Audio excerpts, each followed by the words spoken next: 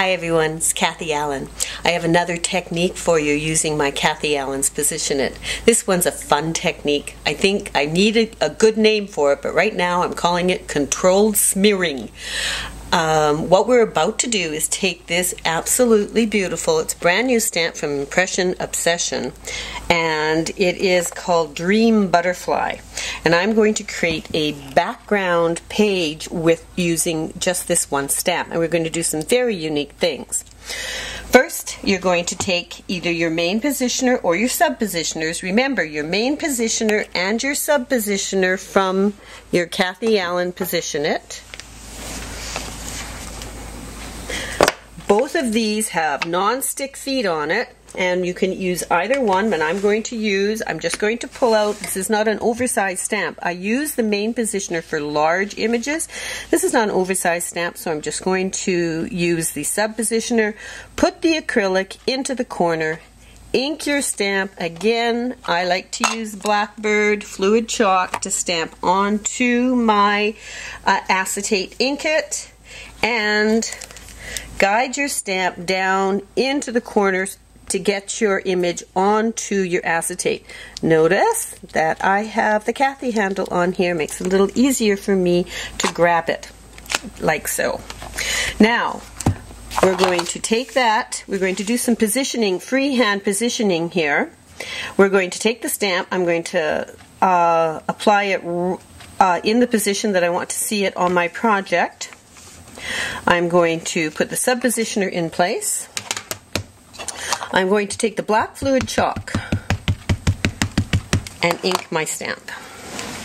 I'm going to come down into the corner and stamp my image, pull away my sub-positioner, and then I'm going to simply rub back and forth. See? Controlled smearing. We're going to do it again. This is a very loose, very fun technique. Put down your acetate with your image on it. Put your sub-positioner or your main positioner in place, whichever one you decided to use. Ink your image again with the Blackbird fluid chalk. Pick up the stamp, guide it down into the corner of the sub-positioner, stamp your image. Right. And we have all our images stamped and controlled, smeared, or smooshed, however you want to look at this, onto our project. I want to add a little bit more onto this project, so I'm going to get out my color box stylus and a foam tip that I keep reserved for black dye-based inks and my fluid chalk. And I'm going to pick up some of the color from the stamp pad, and I'm going to get rid of a lot. When I'm doing work like this onto a project, I love having the control of the amount of ink, and by offloading as much ink as I can onto the project, I really have good control. And now I'm simply going to come into my project, and I'm just going to add a bit more of this beautiful fluid chalk ink in and around the butterfly. This is a very small area. You're not going to work a large area. Work the very small area, swirling and buffing. I'm not pushing and shoving. I'm swirling and buffing to get a nice, even layer of the extra color from the black over on the butterfly. I am going to then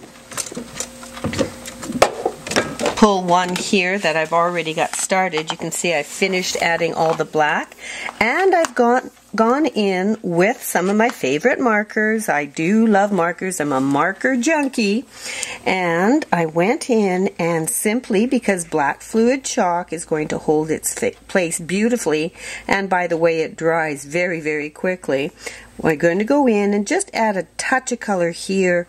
I'm not going to do a lot, but I'm simply going to add a little bit of color to the word dream, so and to the flower beside the background. Our controlled smear done and a little bit of coloring. What we're going to do is use the acetate to do positioning again.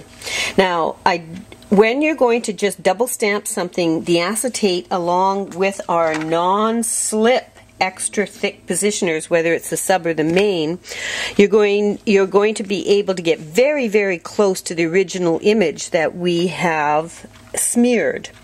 You're going to want to get over top so you have a bird's eye view of the image and line everything back up again.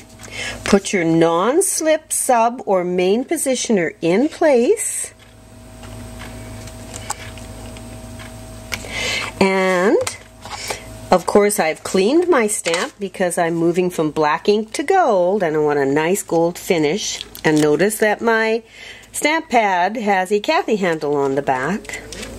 I am simply going to ink my stamp with this beautiful gold metallic ink, and using my Cathie handle, guide it down into the corner of my positioner, sub-positioner, and stamp down on the project. And we're going to get this beautiful black gold look. Oh, look at that, and it's picture perfect. Now, because it has those little non-slip feet, so long as you don't move anything, the dog doesn't go by, woo, we're going to be able, I want to build up that gold a little bit. Now, if I was to go in here and add color or paint, of course, this would all be down onto my Position-it board. But, there we go. It is a dream page, so it's okay if it's off just that little bit. Isn't that good fun?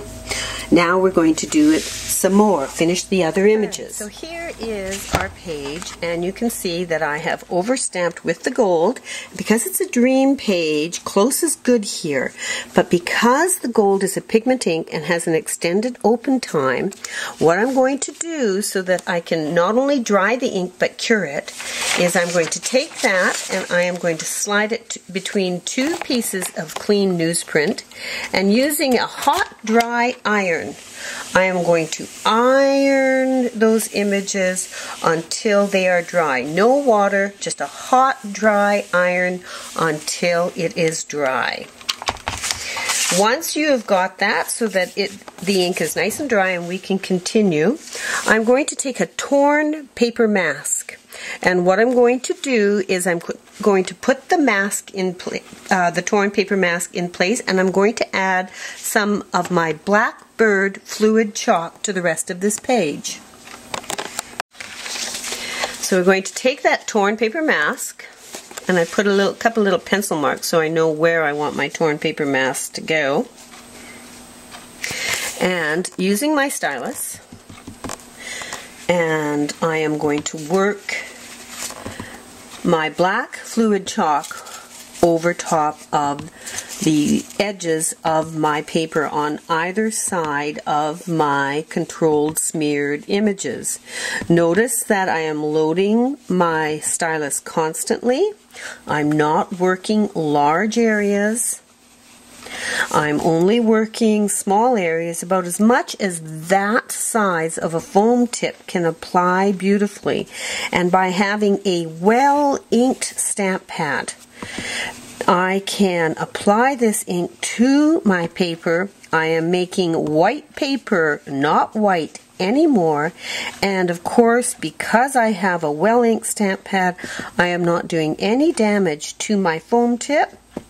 And I am saving my stamp pad, keeping my stamp pad in pristine condition by utilizing a stylus tool instead of the stamp pad. It's just very dreamy, very holographic image that I have created for a very special photo.